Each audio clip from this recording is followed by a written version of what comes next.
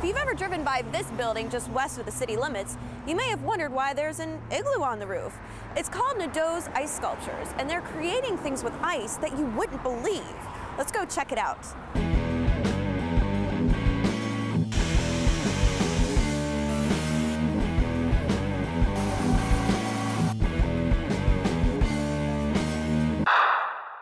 After more than 30 years, there's not much Jim Nadeau and his team haven't made out of ice. Jim Nadeau carved his first ice sculpture in 1975, and a fascination with ice turned into the first full-service ice carving company in the United States. Jim has done some pretty outrageous things. Back in the early 80s, he carved the entire Chicago Symphony Orchestra in Daley Plaza. All 88 instruments and then conductor George Solti stood tall for an entire week. Thanks to 25 staff who don't mind a chilly working environment and state-of-the-art technology, Nadeau's ice turns out 60 to 70 carvings a week.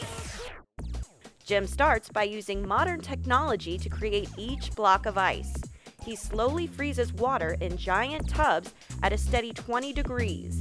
This process forms ice cubes that are crystal clear. This process takes 4 days to make. It's like growing corn. You know, you start off with nothing, and it grows every day. Like the first day you might get 3 or 4 inches of ice, the next day 2, the next day 2, and before you know it, 4 days later you have 10 inches solid of ice, and then you harvest it, and you store it until you need it. Just kind of like we're ice farmers, I guess.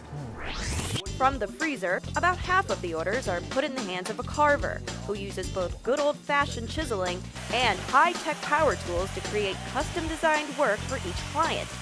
Just like painting or pottery, carving ice is an art form and requires a steady hand and a creative mind.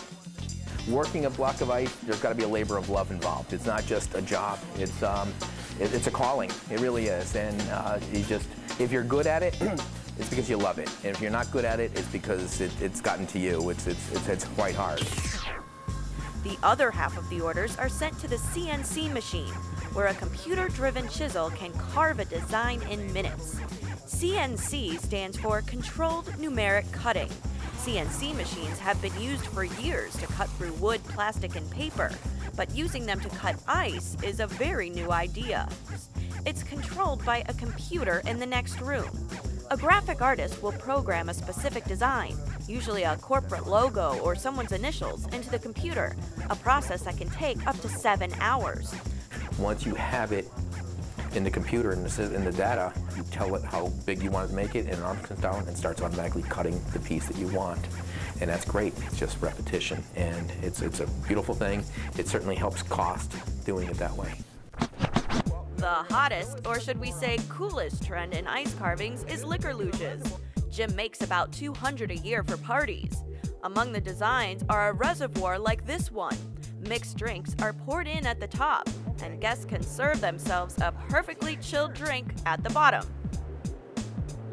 Or why not order an entire bar? Jim can create a full-size bar made completely of ice. The bars run about $2,700 each, bartender not included, and take an entire day and 3 people to create. Jim, this is the biggest block of ice I've ever seen. Well, and the reality of it is about 6 different blocks, so what we're looking at is about 2,400 pounds of ice just in this display. And this is a standard 8-foot ice bar, and we can make this as long as you'd like and make it look like anything you want it to look like. Oh, how fun. Now, this is one bar you wouldn't want to dance on. No. I could imagine. Just strictly for service. Nadeau's Ice Sculptures creates custom-designed ice carvings that last anywhere from 6 to 15 hours. I decided to give it a go myself, but first, I had to suit up for the occasion. Gear is very important, not only just to keep you warm, but to keep you safe. Okay. So we're gonna start off with putting on this nice, colorful bodysuit, keep you nice and warm. This looks like a space suit.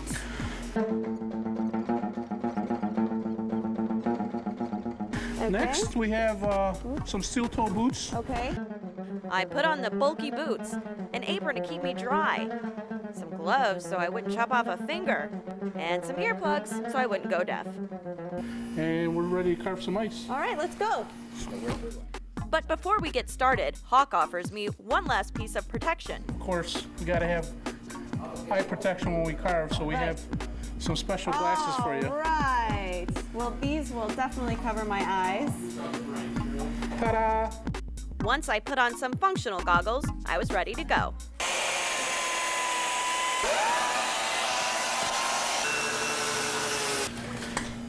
This is not as easy as it looks. So anywhere you see snow, you want to try and get it as clear as possible. So could I get closer like this? See, even ice daisies need to be watered. So I've officially completed my ice daisy, and it's a lot harder than it looks. Trust me on this one. So I think I'm going to keep my day job, but I think I'm going to keep these really cool glasses too.